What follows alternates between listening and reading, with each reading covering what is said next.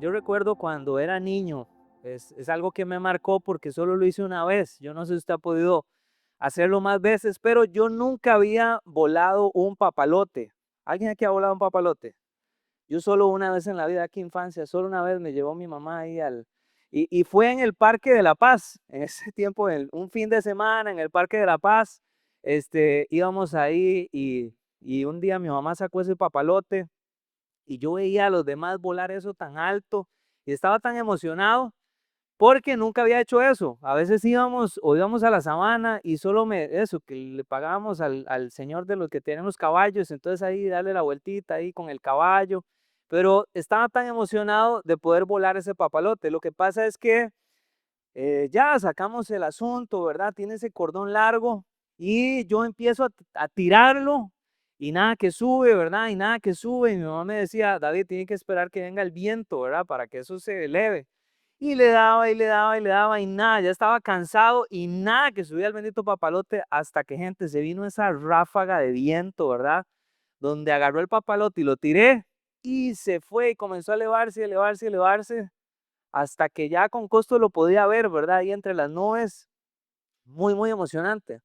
Y yo cuento eso porque, como ustedes ven, el título de hoy es Viento invisible, vida inesperada.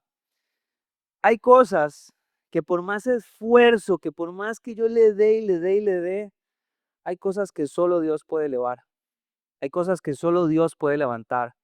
Y cuando se trata de una alma que está en el suelo, caída, el único que la puede levantar es Dios. Y él tiene una conversación con un hombre muy sabio, un tipo religioso, es un tipo que representa la iglesia de ese momento, y tiene una conversación con él y le va a mencionar el efecto que tiene Dios en la vida de una persona, y utiliza la metáfora del viento para hablarle a un tipo llamado Nicodemo, para hablarle de algo que se llama un nuevo nacimiento. Entonces yo quisiera que usted vaya conmigo y veamos esta historia, este encuentro con Jesús en Juan capítulo 3.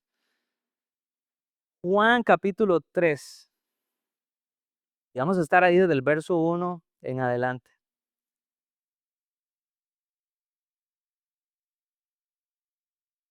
Vamos a ver, lo voy a leer en Reina Valera. Dice, había un hombre de los fariseos que se llamaba Nicodemo, un principal entre los judíos. Este vino a Jesús de noche y le dijo, Rabí, sabemos que has venido de Dios como maestro, porque nadie puede hacer estas señales que tú haces si no está Dios con él. Dice Jesús y le dijo, de cierto te digo, que el que no naciere de nuevo no puede ver el reino de Dios. Nicodemo le dijo, ¿cómo puede un hombre nacer siendo viejo? ¿Puede acaso entrar por segunda vez en el vientre de su madre y nacer? Respondió Jesús, de cierto te digo, que el que no naciere de agua y del Espíritu no puede entrar en el reino de Dios. Lo que es nacido de la carne, carne es; lo que es nacido del Espíritu, Espíritu es. No te maravilles de lo que te dije, os es necesario nacer de nuevo. Dice el verso 8. El viento sopla de donde quiere y oye su sonido, mas ni sabes de dónde viene ni a dónde va. Así es todo aquel que es nacido del Espíritu. Respondió Nicodemo y le dijo, ¿cómo puede hacerse esto? Respondió Jesús y le dijo, ¿eres tú maestro de Israel y no sabes esto? De cierto te digo, que lo que sabes hablamos y lo que hemos visto testificamos, y no recibís nuestro testimonio. Si os he dicho cosas terrenales y no creéis, ¿cómo creeréis si os dijere las celestiales? Dice el verso 13, muy importante. Nadie subió al cielo, sino el que descendió del cielo, el Hijo del Hombre que está en el cielo. Y como Moisés levantó la serpiente en el desierto, así es necesario que el Hijo del Hombre sea levantado, para que todo aquel que en él cree no se pierda, mas tenga vida eterna. Luego dice, verso que deberíamos sabernos de memoria, porque de tal manera amó Dios al mundo, que ha dado a su Hijo unigénito para que todo aquel que en él cree no se pierda, sino que tenga vida eterna. Dice el verso 17, porque no envió Dios a su Hijo al mundo para condenar al mundo, sino para que el mundo sea salvo por él. Acompáñeme a orar un momento. Padre, gracias porque aquí estás, Señor, aquí está tu presencia. Se sentía de una manera tan especial ahorita en el tiempo de adoración y sé que nos vas a seguir dirigiendo. Te pido, Señor, que toques cada corazón. Te pido que ojos puedan ser abiertos, oídos puedan ser abiertos, Señor, y que tu reino, Señor, sea casi que tangible para nosotros. En el nombre de Jesús.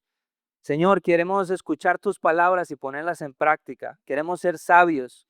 Queremos ser, Señor, esa persona que escucha lo que has dicho y le pone atención cuando has dicho, el que oye mis palabras y hace lo que yo digo, le voy a comparar como un sabio que edificó su vida, su proyecto de vida, su futuro lo puso ahí. Y cuando vinieron los vientos y las aguas y golpearon esa casa no se cae porque está cimentada en la roca que es Cristo Jesús. Queremos ser sabios, queremos escuchar tus palabras y vivir por ellas. En el nombre de Cristo Jesús, amén y amén. Bien. Vamos a tratar de ir desmenuzando esto para entender lo que pasa con este encuentro con Jesús. Me encanta porque es un encuentro con Jesús. Yo no sé cuántos de los que está aquí han tenido un encuentro con Jesús. Y cuando uno tiene un encuentro con Jesús, yo no solo puedo vivir de un encuentro pasado. La vida cristiana es un constante encuentro con Jesús. Yo no puedo vivir de una experiencia un día, sino que constantemente tengo que venir a Él, porque constantemente voy a descubrir cosas de quién es Él, voy a conocerlo más.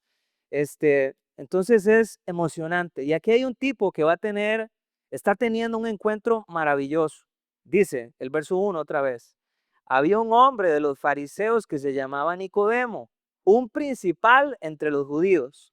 Dice, este vino de noche y le dijo, Rabí, sabemos que has venido de Dios como maestro porque nadie puede hacer las señales que tú haces si no está Dios con él. O sea, estamos viendo que lo que estás haciendo definitivamente es Dios por lo que haces.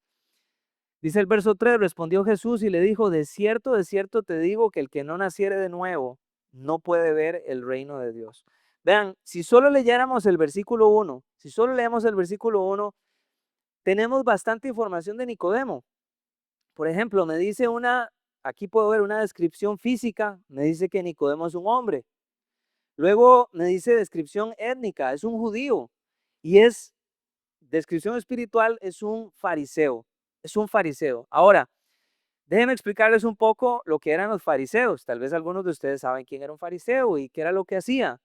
Pero los fariseos eran uno de los dos grupos que prácticamente lideraban esto que se llamaba el judaísmo. Era el sistema religioso, el judaísmo en el Nuevo Testamento.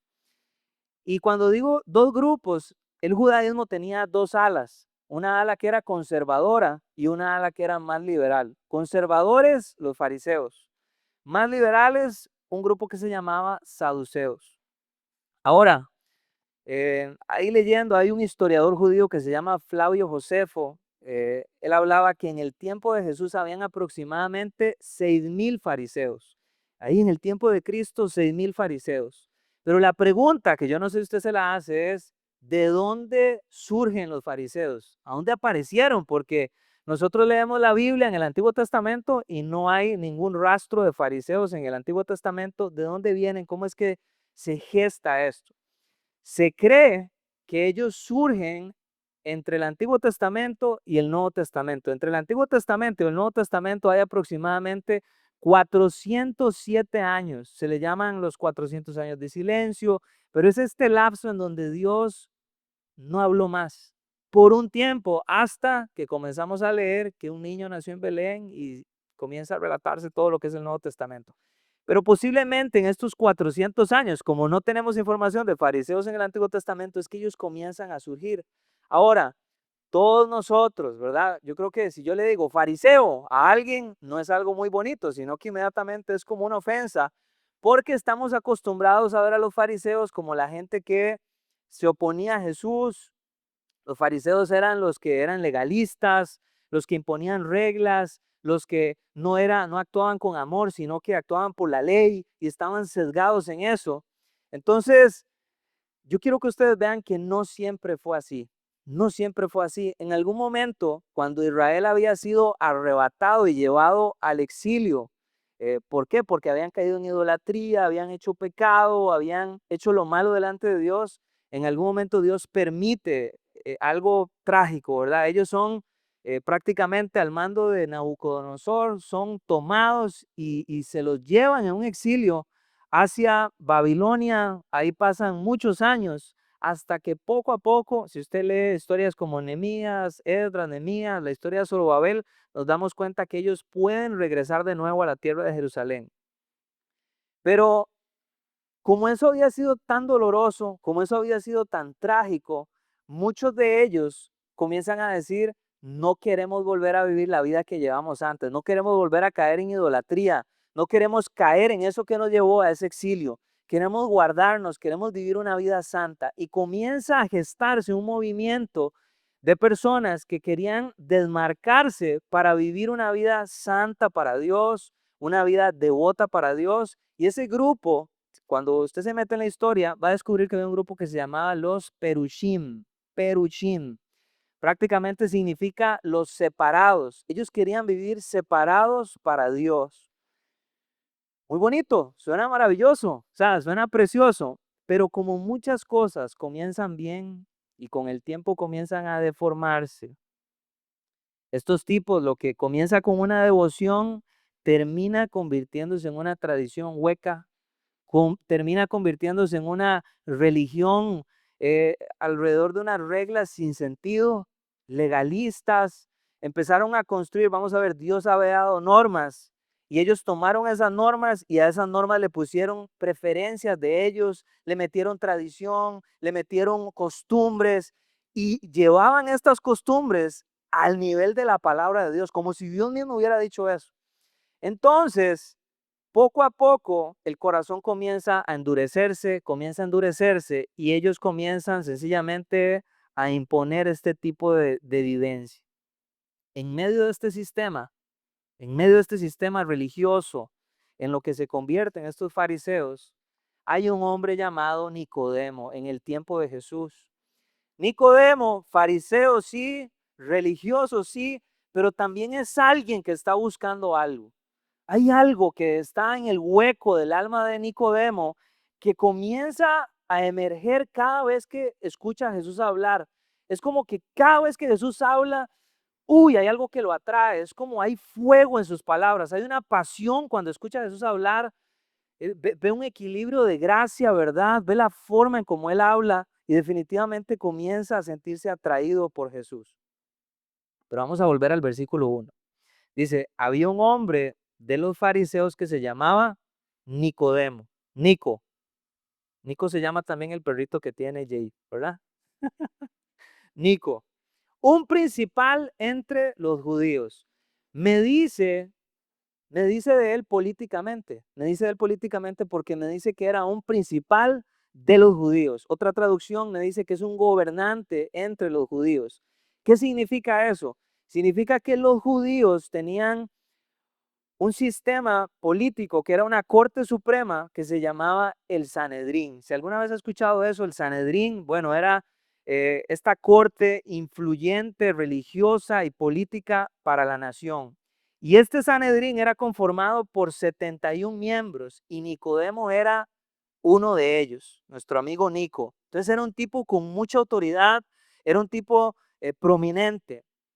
Entonces, se nos habla de él políticamente, solo estoy en el verso 1, pero también se me habla de él profesionalmente, no en el verso 1, sino que en el versículo 10, porque Jesús le va a decir, ¿eres tú maestro de Israel? No le está diciendo, usted es un maestro más, no es usted el gallo aquí, no es usted el Billy Graham de los judíos y no sabes estas cosas, ¿verdad? Cuando le dice eso, significa que la posición que tenía Nicodemo espiritualmente para el pueblo judío era muy importante, muy importante. Entonces, políticamente importante, espiritualmente importante. Y algo más que encontramos en Nicodemo, si usted sigue los evangelios, es que cuando Jesús muere, Nicodemo va a traer 45 kilos aproximadamente de especias que eran para preparar el cuerpo en el sepulcro. Esa cantidad de especias que hablamos, que las especias eran mirra, aloe, eso era extremadamente caro, eso era muy caro. Significa que Nicodemo era un tipo de recurso, era rico. Entonces, en resumen, Nicodemo es influyentemente políticamente, o sea, es influyente políticamente, es respetado espiritualmente y es un tipo con harina en la bolsa. El tipo está papudo. Entonces, me gusta porque pese a que todo lo tiene, esta es la realidad de las personas, pese a que todo lo tienen, tiene un hueco en el corazón. Hay algo ahí, el corazón está en búsqueda de algo, necesita algo. Posiblemente había escuchado a Jesús hablar muchas veces, posiblemente vio a Jesús volcar las mesas cuando vio que habían agarrado el templo, como habían prostituido todo lo que pasaba ahí con los sacrificios. Y cuando escuchaba a Jesús hablar, definitivamente era como agua fresca para el alma. Es alguien que cree que tiene todo, pero de un pronto a otro se da cuenta, híjole, podría ser que me falta mucho más. Podría ser que hay algo que no me sacia. Yo no sé cuántos de ustedes, vamos a ver, parece que todo está bien, pero en la noche comienzan a surgir preguntas. En la noche a veces hay un peso por las preguntas que están en el corazón. Muchas veces en la noche es cuando nos damos cuenta cómo está la condición de nuestra alma. Si usted duerme así, parece que su alma está tranquila, pero cuando alguien se tira en la almohada y después de haber tenido un día que parece bueno, después de que parece que tiene trabajo, tiene amigos, viene a la iglesia, está tratando de hacer las cosas bien, pero tiene preguntas que le pesan, tiene incertidumbre, ¿no? Hay algo que pica ahí en el corazón. Yo creo que así estaba Nicodemo. Y entonces dice, verso 2, este vino a Jesús de noche. Muy interesante, muy revelador. Este vino a Jesús de noche. ¿Por qué viene de noche? ¿Alguien sabe por qué viene de noche? No sabemos. Podemos hacer un montón de conjeturas, ¿verdad? Podemos hacer hipótesis, pero no sabemos. Vamos a ver, yo hacía una tarea de hipótesis de lo que podría yo creer que pudiera ser y lo que he leído de lo que gente dice, Nicodemo llegó de noche porque tenía miedo. Esa es como la top número uno. Tenía miedo de que fuera visto porque si usted es el gallo, si usted es el experto, no quiere que la gente vea que usted tiene preguntas o que no domina el tema. Si usted es el pastor, no quiere que la gente le haga preguntas así, no, yo necesito ir de noche, ir a meterme ahí a hacerle preguntas a este tipo porque lo que estoy escuchando de él me inquieta. Pudiera ser que tuviera miedo, pudiera ser que no quería que lo vieran públicamente a él, todavía no sabe quién es verdaderamente Jesús y tal vez tiene un poco de temor, entonces prefiere hacerlo de noche, que nadie me vea, yo voy a investigar un poquito más quién es esta persona. Esa puede ser una hipótesis, ¿verdad? Otra hipótesis, conociendo que era un miembro del Sanedrín, conociendo que era la persona espiritual, que, híjole, en esta iglesia, que no es una iglesia grande así, yo me veo con problemas de tiempo increíbles, o sea, entre consejerías, entre la preparación de las enseñanzas, entre las tareas de un pastor, yo digo, más metido en la política, más las cosas que tiene que hacer y su emprendimiento, y no sé, es un tipo que seguramente la agenda era muy reducida. Pudiera ser que estaba muy ocupado en el día con las tareas que tenía que hacer y tal vez en la noche es cuando se le abría un poquito la agenda para poder ir a encontrarse con Jesús. Entonces sacó una cita, usted me atiende en la noche. Bueno, sí, WhatsAppazo, ahí le llego, páseme la ubicación. Esa es una hipótesis también, pero otra hipótesis, y yo me siento como, no sé, en mi corazón me quiero inclinar a esta, pero nadie sabe, o sea, nadie sabe. A mí me gustaría creer que él estaba buscando tiempo de calidad con Jesús. A mí me gustaría pensar que, vamos a ver, cuando investigo de los rabinos y de esta gente que tenía la oportunidad de estar delante de las personas para hablar de Dios, la mayoría decía, en escritos hay que los rabinos buscaban siempre, o el mejor tiempo para ellos, para estudiar la Torá, para estudiar las leyes de Dios, era por la noche, porque ya todo el mundo estaba dormido, ellos podían concentrarse, encendían una vela, abrían el pergamino y comenzaban a meditar, comenzaban a buscar a Dios ahí. Entonces, me parece que Nicodemo pudiera ser que estaba buscando tiempo de calidad con Jesús. Imagínense que usted está mirando a alguien. Imagínense que usted, no sé, si usted mira a Messi o mira a tal persona o a tal cantante, alguien, sí, pudiera ser que, uy, qué bonito verlo ahí, está la gente, pero qué bonito tener una cita con esa persona y poder conversar un poquito y comernos una hamburguesa y comernos un helado de, siempre molesto con los helados, pero ¿verdad? Poder compartir un rato es tiempo de calidad. Pudiera ser que fuera eso, pero nadie lo sabe. Lo que yo sí quisiera sugerirle, porque eso sí me lo dice la Biblia, Nicodemo, por más posición que tuviera y por más que fuera la persona de Nicodemo, Nicodemo buscó a Jesús en privado. Y eso está revelado ahí. Y yo quisiera sugerirle algo a usted esta noche. Es importante que usted venga a la iglesia a encontrarse con Dios en público. Aquí estamos juntos. Es muy bonito orar juntos. Me encanta. Este jueves estuvimos un grupo bonito. Estuvimos orando por las peticiones que hay en la iglesia. Lo hicimos público. Es bonito. Yo ahorita estaba ahí, levantaba mis manos, estoy adorando. Me encantaba escuchar aquí a Andrés cantar ahí, pese a que está con el audio. Escuchaba a Andrés adorando ahí en el audio y todo. Qué bonito que es adorar públicamente, encontrarnos con Dios públicamente. Pero la vida del creyente es un equilibrio entre lo público y lo privado también. Yo necesito encontrarme con Dios en lo privado. Hay cosas que Él va a hacer en lo público, pero hay cosas que me dice, métase en su cuarto, busque a su Padre que está en el cielo, enciérrese ahí, búsquelo. Y su Padre que está en lo secreto lo va a recompensar en los momentos cuando usted esté públicamente. Entonces busque a Jesús también en privado. Dice, vino a Jesús de noche y le dijo, ojo como Nicodemo le habla a Jesús, no sabe quién es, sabe algunas cosas, está tratando de descubrir, le inquieta a la persona de Jesús y le dice, Rabí, sabemos que has venido de Dios como maestro. ¿Será que la pila? Sigo, bueno. Dice, Rabí, sabemos que has venido de Dios como maestro, porque nadie puede hacer estas señales que tú haces, si no está Dios con él. Le dice Rabí. Eso es como que alguien venga y le diga algo, es un elogio lo que le está diciendo. Para empezar la conversación, apenas se van a sentar. Qué bonito el clima hoy, ¿verdad? Sí, muy bonito, no sé qué. Mira, Rabí, ¿verdad? Una vez es como endulzar, es una entrada elegante para empezar la conversación. Rabí, él era un rabí, Nicodemo era un rabí, era un fariseo, es el top ahí. Y le dice Rabí, es como, hey, quiere entrar suave, ¿verdad? Es como estamos en la misma mesa, usted y yo somos de los mismos, estamos en la misma liga. Vamos a ver, le dice Rabí, maestro. Lo que pasa es que Nicodemo se queda muy corto, porque Jesús no es un maestro que viene de Dios. Jesús es Dios mismo que vino a enseñarnos. Y eso es muy diferente. Entonces, Jesús no es simplemente un maestro.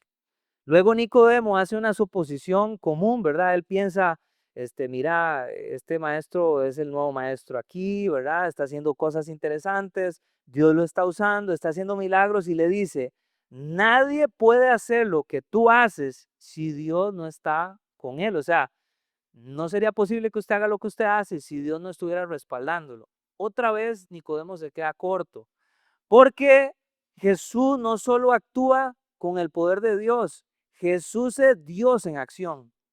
Y eso es muy diferente, es Dios mismo accionando. Y me llama la atención porque cuando Jesús hablaba del templo, cada vez que Jesús hablaba del templo, él decía la casa de mi Padre, la casa de mi Padre. Ellos decían la casa de nuestro Padre. Pero entonces ahí otra vez, Jesús no es un maestro más. Jesús es el Hijo de Dios que ha venido a casa. Nicodemo piensa que, no sé, yo me lo imagino, dice, uy, qué bien me está yendo, estoy haciendo una super introducción, ¿verdad? Le estoy lanzando un cumplido, sabemos que viene de parte de Dios, Rabí, pero Jesús ni siquiera se molesta en responderle ese halago. O sea, Jesús ni siquiera le dice, mira, muchas gracias por lo del Rabí. No le interesa nada de eso, sino que inmediatamente se le va al punto. Le dice, Rabí, sabemos que viene de parte de Dios, usted no podría hacer nada de esto si Dios no estuviera con usted. Wow, usted es el tipo que Dios está usando. Y Jesús le dice, de cierto te digo que el que no naciere de nuevo no puede ver el reino de Dios. Oiga, estoy seguro que nunca le habían hablado así a Nicodemo en la vida, ¿verdad? Yo me acuerdo la primera vez, bueno, sí, es la vez que hice la prueba práctica de manejo.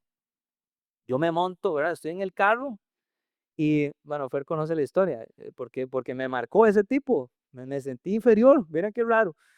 Estoy en el carro y se monta el tráfico, ¿verdad? Y entonces yo voy a romper el hielo. Uy, qué bonito está el clima, ¿verdad?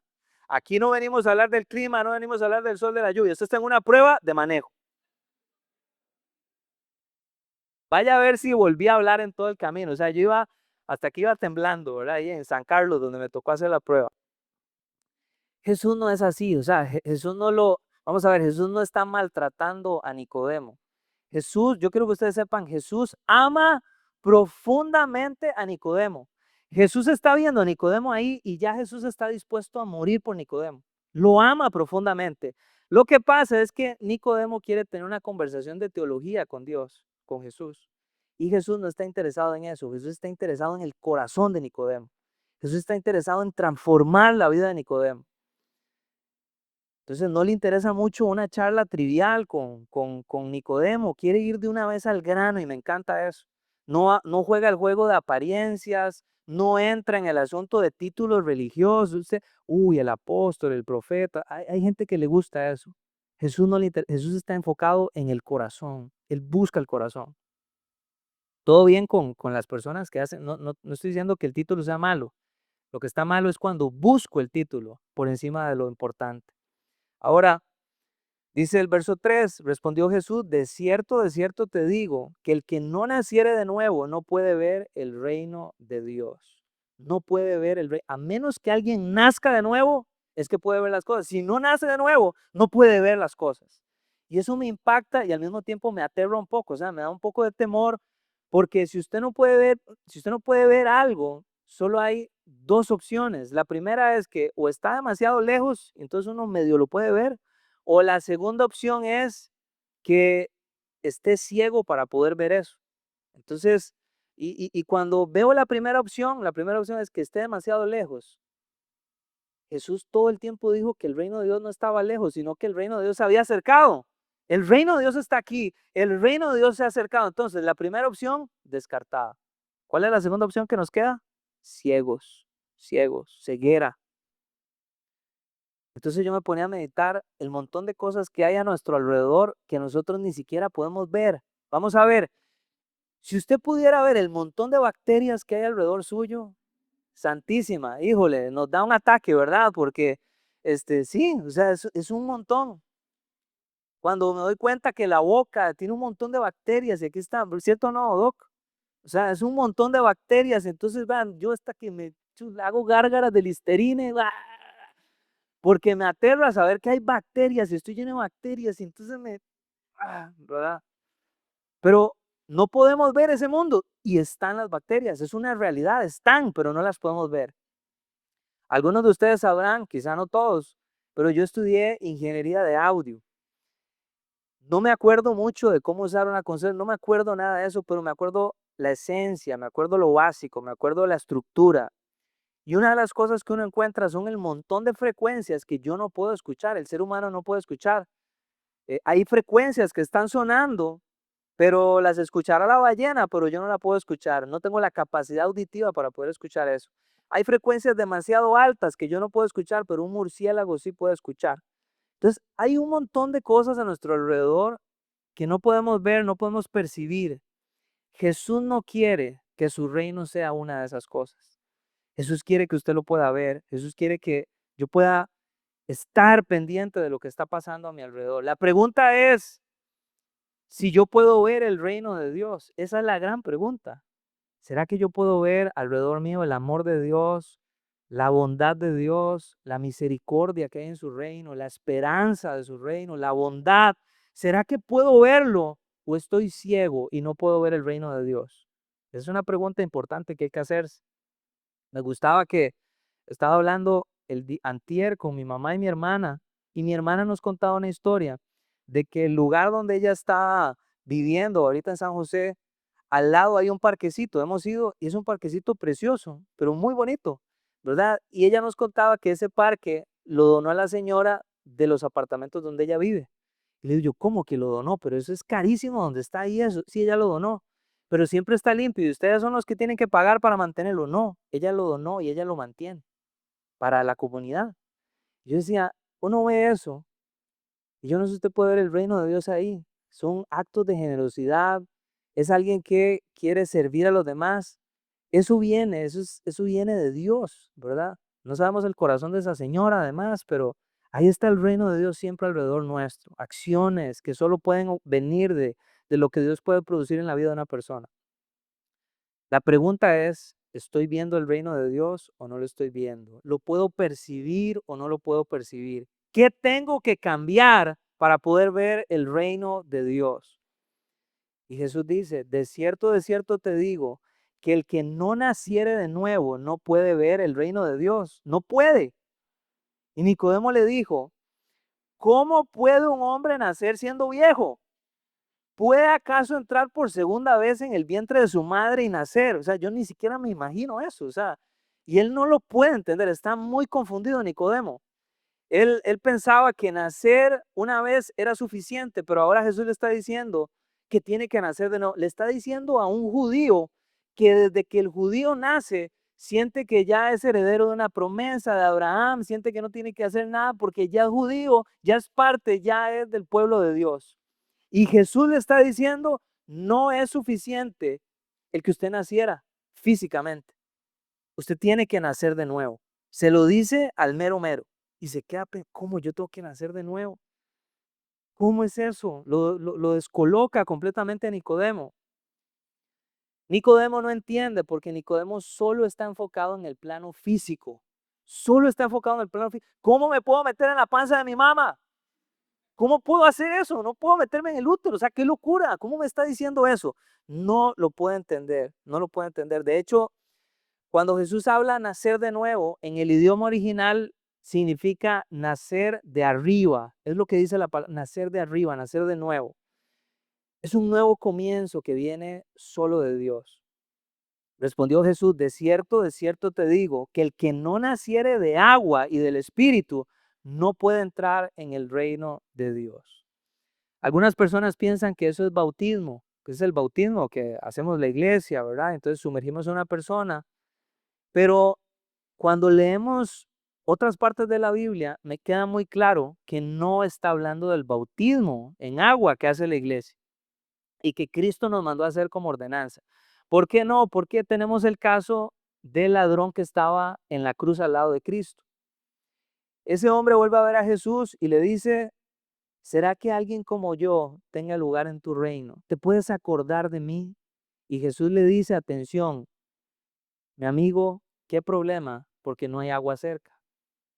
¿Qué problema? Porque ¿cómo va a ser para bajarse de la cruz? Porque yo tengo que bautizarlo para que usted pueda entrar en el cielo. ¿Qué problema? Porque yo tengo que morir por todo el mundo, no me puedo despegar de la cruz, usted tampoco se puede despegar, ¿cómo lo bautizo? ¿Ah? ¿Qué hago? Jesús no le dijo eso, Jesús le dijo, de cierto te digo que hoy mismo estarás conmigo en el paraíso, en la misma presencia de Dios, conmigo hoy. Entonces, no puede ser bautismo, porque si fuera eso, yo creo que Jesús se hubiera andado bautizando a todo el mundo, a todos los que fuera posible, Jesús lo hubiera bautizado.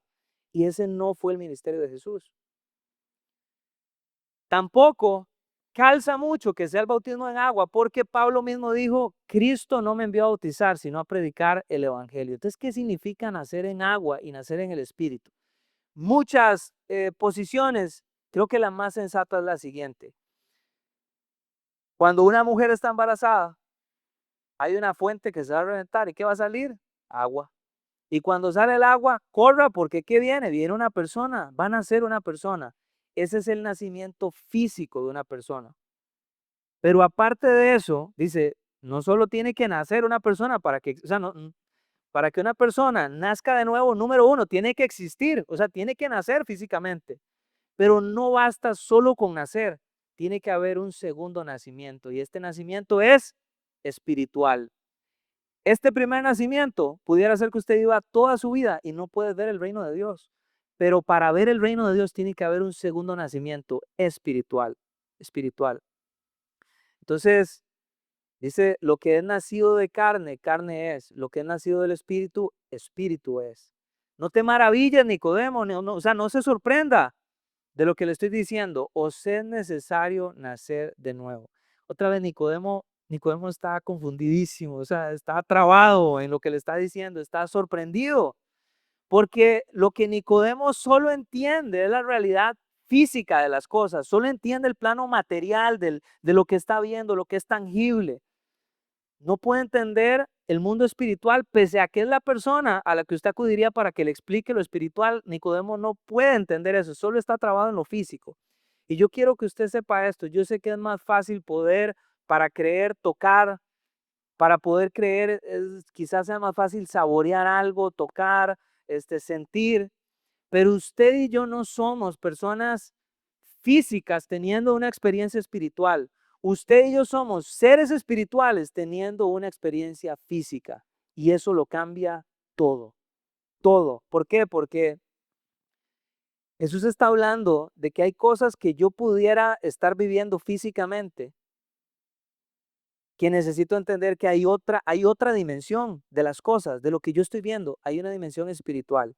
Entonces, por ejemplo, los problemas que alguien enfrenta en la carne, en el cuerpo, en lo material, en lo físico, pudiera ser que no se puede resolver solo con disciplina, que no se puede resolver solo con la fuerza de la voluntad que usted quiera ponerle a las cosas, sino que se resuelven a nivel espiritual. Por ejemplo, alguien pudiera tener un problema de carácter y entonces una persona que batalla con la ira, tiene un carácter explosivo.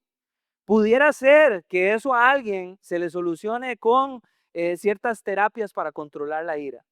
Pero pudiera ser que hay personas que nunca van a poder solucionar eso porque ese problema está más allá del plano material, está en el plano espiritual. Pudiera ser que hay una herida en el alma de esa persona que hace que sea explosivo, y el único que puede sanar eso es Dios en el plano espiritual, no físico, no material. Pudiera ser que alguien siente y está viviendo una depresión, y aunque en esa depresión pareciera que las causas son físicas, emocionales, puede ser que esa depresión tiene raíces profundas, que el único que lo puede sanar es Dios. Solo puede ocurrir cuando hay una transformación interna en el corazón y en el alma de una persona. Solo Dios hace eso. Recuerda el papalote. Hay cosas que por más que yo haga y quiera y tire, solo hay alguien que puede levantar algo en la vida de una persona, y ese es Dios. Entonces, pudiera ser que hay alguien aquí que lleva mucho tiempo tratando de resolver algo y no puede y está trabado. Yo quiero que sepa, y Jesús quiere que sepa, se lo dijo a Nicodemo, cuidado, hay dos dimensiones. Hay una dimensión espiritual que necesitas entrar, y solo se entra ahí cuando se nace de nuevo, cuando se nace de nuevo. Dice, no te maravilles de lo que te dije, os es necesario nacer de nuevo. El viento sopla de donde quiere y oye su sonido, mas ni sabes de dónde viene ni a dónde va. Así es todo aquel que es nacido del Espíritu. Entra un juego de palabras aquí, porque la palabra viento, la palabra espíritu es la misma palabra, es neuma. El viento sopla donde quiere. Dígame, ¿quién puede controlar el viento? Usted puede ver el viento, nadie lo puede controlar, nadie lo puede ver, pero se puede sentir su efecto. O sea, yo no sé por dónde viene, es increíble. ¿Quién puede contener un tornado, un huracán? No se puede, yo no lo puedo ver, no sé de dónde viene, pero definitivamente cuando pasa, o sea, es visible lo que pasó.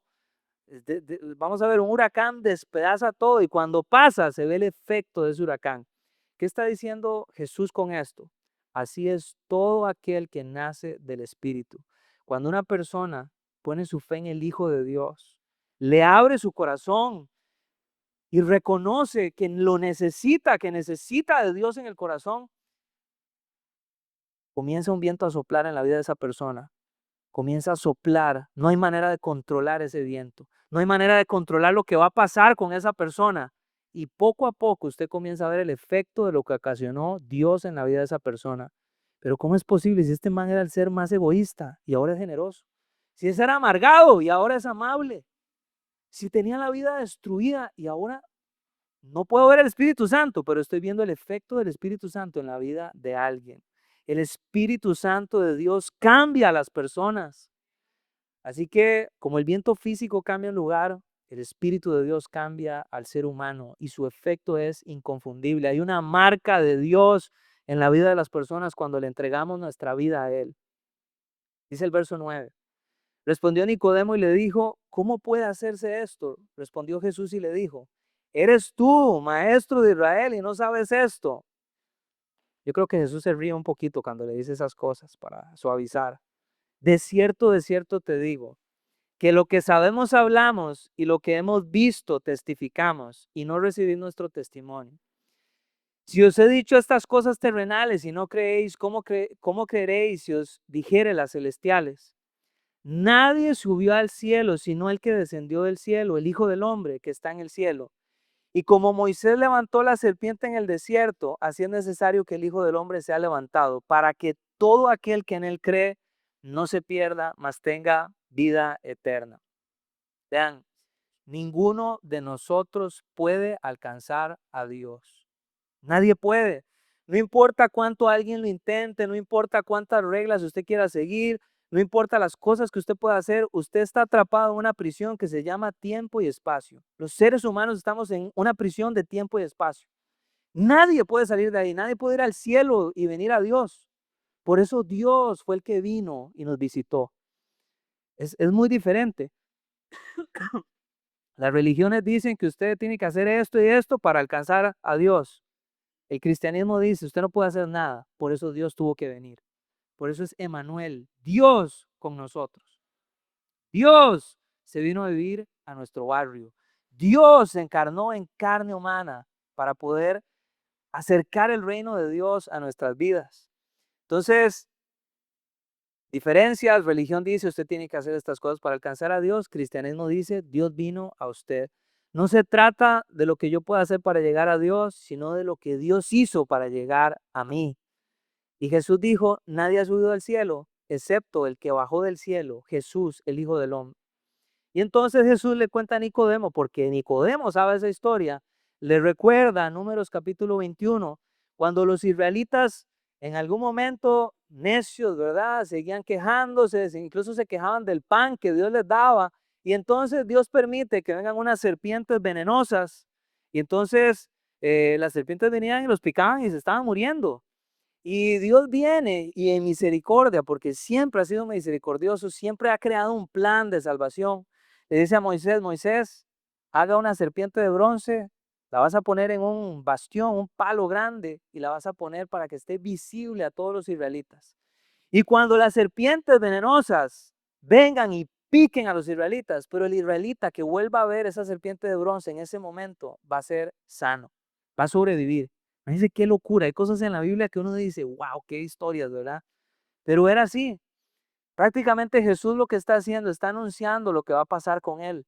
Está anunciando lo que va a pasar en la cruz del Calvario. Hay un mundo que muere. Hay un mundo que no tiene medicina para la cura que enfrenta.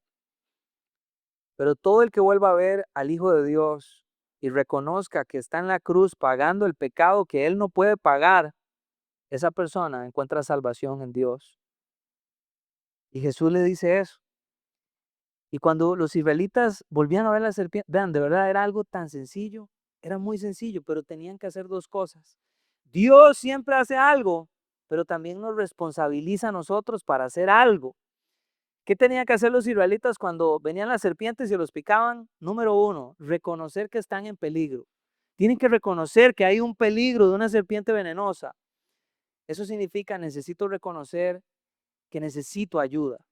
Y número dos, necesito confiar en lo que Dios me está pidiendo. Vuelva a ver la serpiente de bronce, aunque no tenga sentido, aunque no sea lógico, aunque no sea racional. Si me está diciendo que haga eso, ese es el camino para salvarme.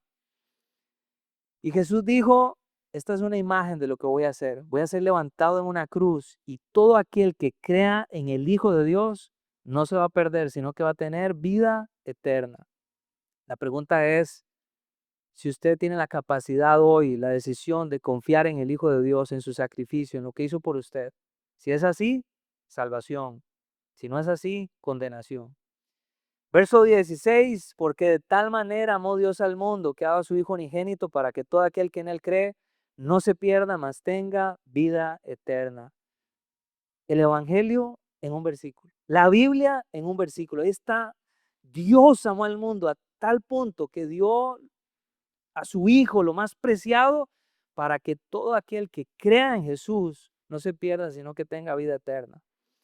Verso 17, porque no envió Dios a su Hijo para condenar al mundo, sino para que el mundo sea salvo por él.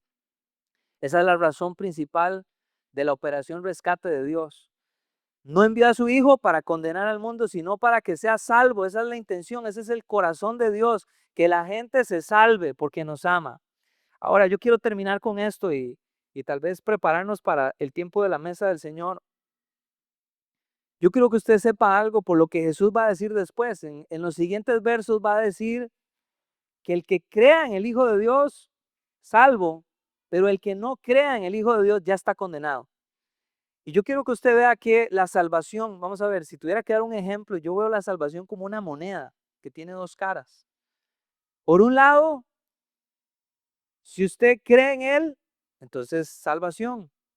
La otra cara es, si usted decide rechazar a Jesús, entonces condenación.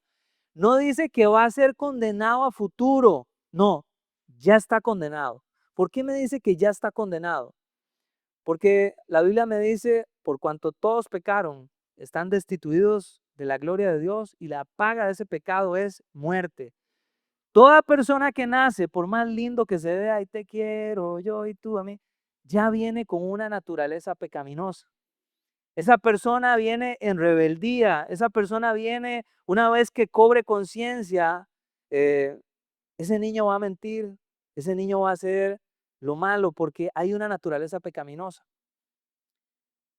Por eso no solo se puede nacer físicamente, se necesita nacer de nuevo, se necesita un nacimiento espiritual. Lo maravilloso de esto es que esta moneda de salvación no es una moneda, no es una moneda que yo tire, no es una moneda que yo, ¿alguien tiene una moneda? Please, una moneda, alguien con una moneda. Yo se la voy a devolver, tranquilos, yo se la voy a devolver. Tíremela ahí, cabrón. Muchísimas gracias. 100 colones, yo se lo devuelvo. La moneda de salvación, dos caras. Una, salvos, otra, condenados. Dice que suena fuerte, pero es que el asunto es serio. Nosotros estamos aquí porque hay algo serio sucediendo. La moneda de salvación que Dios está ofreciendo no es que como que la suerte va a ser así, como tiramos una moneda a ver qué cae. Dios en su misericordia se clavó en una cruz, pasó el camino del dolor para que no quede a la suerte, sino que sea usted el que elige cómo quiere volver a ver la moneda en el suelo. Usted puede elegir salvación o usted puede elegir condenación, pero es su elección, porque Él ya hizo el trabajo duro. Aquel que acepta al Cordero de Dios tiene una vida eterna maravillosa. Aquel que rechaza al Cordero de Dios ya está condenado. No es que va a ser condenado, ya está condenado. Y esa condenación tal vez será expuesta en algo que está en Apocalipsis que se llama el tribunal del gran trono blanco. Yo espero que usted hoy tome una decisión, que devuelvo mi moneda aquí a Nigo. Muchas gracias. Yo quiero que sepa que hay una mesa servida, hay una invitación siempre. Jesús siempre está invitándonos a tener estos encuentros. Pudo haberle dicho no a Nicodemo, pudo haberle rechazado la invitación, pero Jesús siempre está dispuesto a que alguien se encuentre con Él. Así sea aquel que cree que tiene todos los títulos y la vida resuelta como Nicodemo, así como también alguien en desesperación lo está buscando. Jesús está accesible, Jesús se hace disponible para todos. Y aquí está algo que para alguien podría ser una locura. Nos ven como fanáticos religiosos. Mire, esa gente se toma un jugo como si fuera la sangre de Cristo y el pan como si fuera. No me interesa lo que la gente diga, me interesa lo que Dios dice. Y me dice que yo debo recordar lo que Él hizo en la cruz, a través de su sangre, a través de su cuerpo. Entonces voy a pedirle con mucho respeto que usted se ponga sobre sus pies. Y antes de tomar la mesa del Señor, yo quiero que usted tome una decisión ahí donde está. Le voy a pedir que cierre sus ojos y incline su rostro. La decisión es creer en Él. O la decisión hoy es quizá rechazarlo. Está bien. Es parte del juego. Es parte de lo que alguien pudiera decidir. Y Él es un caballero y respeta eso. Lo que pasa es que Dios no lo metió ahí. Usted se metió ahí solito. Y las consecuencias son brutalmente salvajes. Es una eternidad dolorosa. Es una eternidad de sufrimiento. Y era tan trágico el escenario que Él dijo: yo quiero abrir un camino para que ellos puedan ser salvos. Yo no vine a condenar, vine a abrirles un camino porque ya estaban condenados. Dios no es el Dios que, es que si Dios existiera no habría sufrimiento. Dios, viendo el sufrimiento, dejó su trono para venir a morir por nosotros.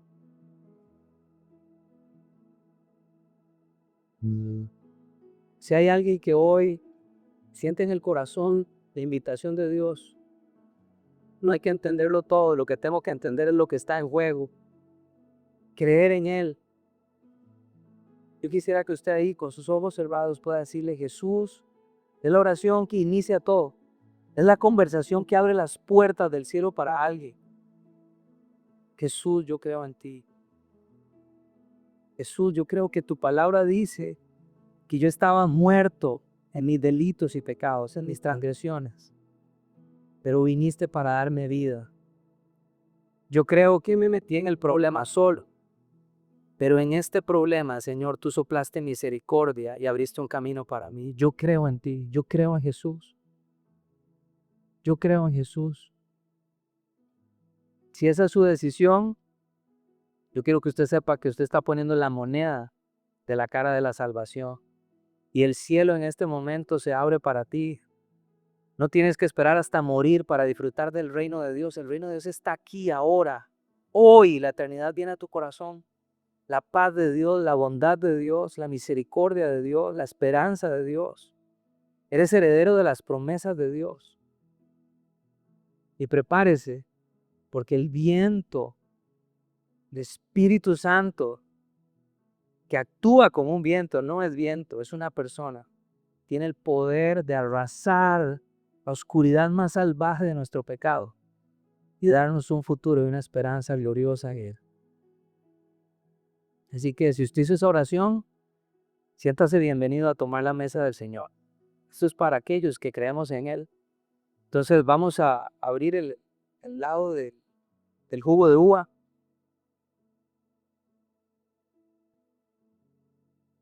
Jesús, dice la palabra de Dios, que la noche que iba a ser entregado, repartió vino a sus discípulos y dijo: acabo de dar cuenta que lo hice al revés. No pasa nada, no pasa nada. Señor sabe que Señor sabe que no lo tengo todo resuelto. Pero bueno, vamos a hacerlo hoy al revés. Estoy inspirado, pero bueno. El jugo representa la sangre. Y la sangre, dice la palabra de Dios, que lava nuestra maldad, lava nuestro pecado. Entonces vamos a tomar el jugo de uva reconociendo esa sangre que fue derramada para pagar la condena, para pagar nuestro pecado en la cruz del Calvario. Así que podemos tomar del jugo de uva.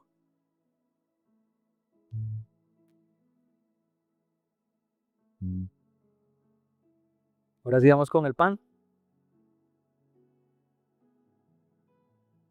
Me encanta saber que delante de los discípulos, Él tomó el pan y lo rompió, lo rasgó delante de ellos y dijo: este será mi cuerpo, que por ustedes va a ser roto. Eso le tocaba a ustedes, pero yo lo voy a asumir. Así que yo quiero que usted sepa que un día los clavos se invirtieron, un día la cruz se invirtió y se dio un intercambio divino. El justo por los pecadores. No hay manera de poder explicar esa misericordia. No hay manera de explicar el amor tan grande. Por eso dice la palabra de Dios, porque de tal manera amó Dios al mundo, que ha dado a su Hijo unigénito, para que todo aquel que en él crea no se pierda, mas tenga vida eterna. Podemos comer del pan.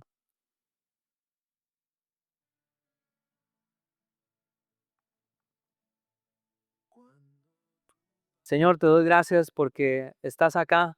Te doy gracias por tu palabra. Te doy gracias, Señor, por las decisiones que se toman en un lugar como este. Nunca debo recordar que el templo no es este lugar. El templo es lo que estás construyendo en nuestro corazón, donde habita tu presencia, Señor. Ayúdanos en los momentos donde la duda venga, fortalécenos. Hoy te pido, Señor, que si hay alguien que no tiene fuerzas, tú puedas infundir fuerzas en el corazón de esta persona. Te pido que sanidad venga a cada corazón. Te pido que ojos sean abiertos, oídos sean abiertos, Señor, para percibir tu reino. Lo más majestuoso que está formando en el mundo es una iglesia, es depositando el reino de los cielos en personas que están creyendo en ti. Gracias por eso. Te bendecimos y glorificamos tu nombre. En el nombre de Cristo Jesús. Amén y amén.